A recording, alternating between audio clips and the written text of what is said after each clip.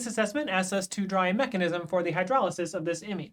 The first step will be to use a lone pair on nitrogen to deprotonate water and protonate the nitrogen.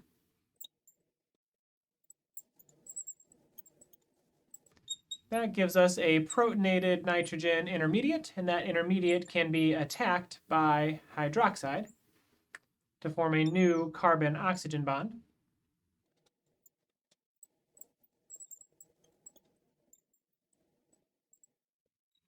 We need to turn this nitrogen into a good leaving group. We're going to do that by transferring the proton off of oxygen and onto nitrogen.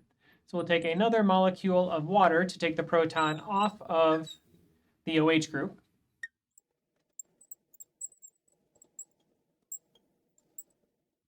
And we will put that proton onto the nitrogen.